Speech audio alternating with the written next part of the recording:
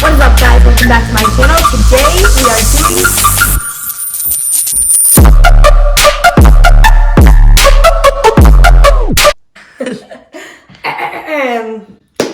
hello everyone and welcome back to the channel. Today we are making hummus, homemade hummus, DIY hummus, and you are never going to want to buy Sabra again. Good one, right? You're ruining my show. I feel like I'm playing like cooking show. So you're gonna actually, Alexa, play non-copyright music. Heroes Tonight by John Jack on Spotify. Oh, you have to Alexa. This is copyrighted, I think. Is it? It's 21 Pilots, I'm assuming it's copyrighted. Well, if it's a remix. It's not a remix. Alexa, stop, please. Anyways, you're gonna need a can of chickpeas, juice of a whole lemon, tahini, 1/4 of a cup. Ow.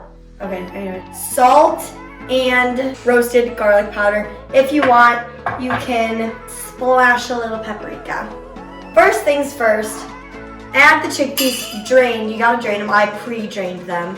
Add the chickpeas into your blender, but not all of them. I do like maybe like half to like 3/4 of them, 5/8, I don't know. Just because I find that they get stuck. Then, Then you're gonna do the juice of a whole lemon. If you have like this little lemon juicer guy, like moi, then I find you get all the juice out without seeds. It's way easier. Boom, baby.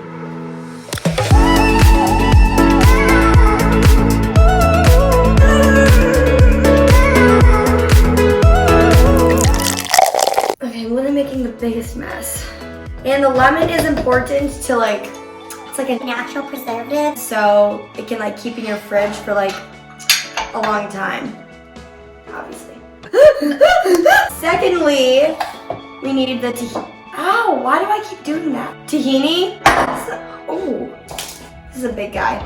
If it's like real tahini with like no other ingredients, obviously check on the back, but it should be like separated, like there should be like an oily layer on top of the buttery layer, because tahini is just, I keep wanting to say sunflower seed oil. No, it's sesame seed oil, like butter or whatever.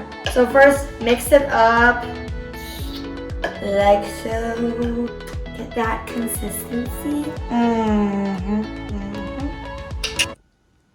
Okay, and then I don't really measure anymore, but I used to do about like 1/4 of a cup, so I'm just gonna use this for you guys to eyeball it. I'm just gonna like kind of plop it in here. Yeah, I'm literally gonna make the biggest mess. It's fine, we're fine.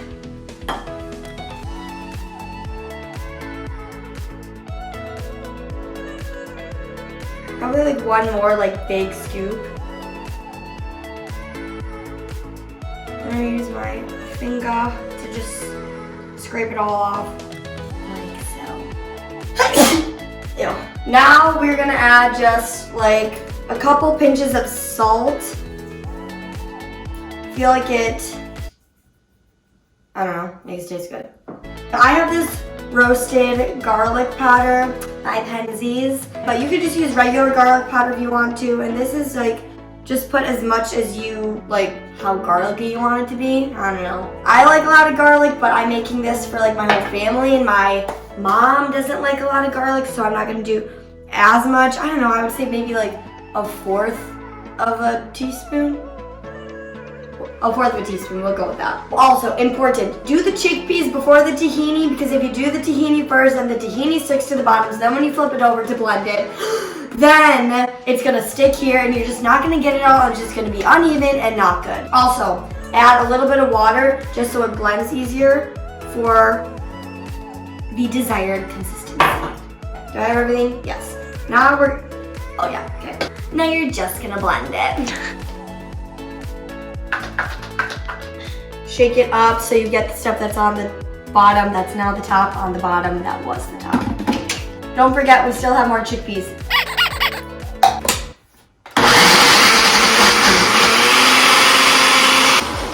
So so most likely it'll get stuck. You'll have to like shake it, maybe even put a spoon in there if you're crazy, if you have a bad blender like so.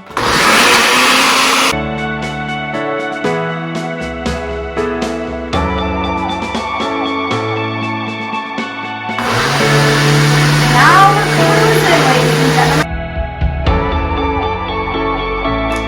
Alright, once it starts blending kind of smoothly, kind of hit it to the bottom so not everything flies out the top.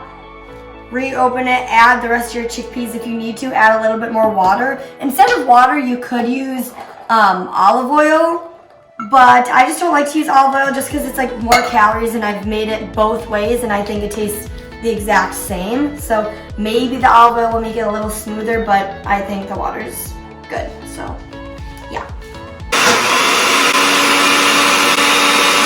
Also, if you aren't already, make sure you subscribe to my channel below, and like this video if you like it. Even if you don't like it, help me out, thank you. Check her out. Ow. Oh, guys, can you open this? Yeah, it does smell good. Now it's gonna taste different because it's like warm, but like this is kind of how it should look. Thick, creamy, like hummus, so yeah.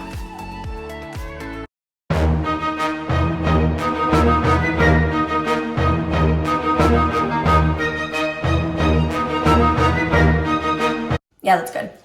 You're sick. Fine. Now we are going to dish your, oh, I almost forgot. If you want, I've made like roasted red pepper hummus before, beet hummus, which I liked, but no one else in my family likes beets, so that's why I'm not making it. I think I added like 2 cooked beets. If you want it really beety, then add more.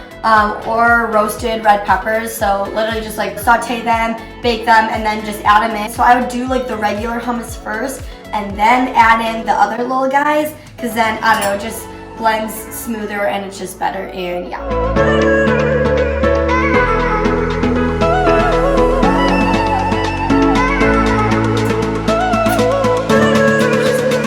It always tastes better cold, so like if you're like iffy about it, when you like taste test it right after you blended it, just remember it's weird because it's warm, you know? Boom, make it look all pretty, give it that Instagram aesthetic. Add some ground paprika if you really want to, and it makes it look a little more professional.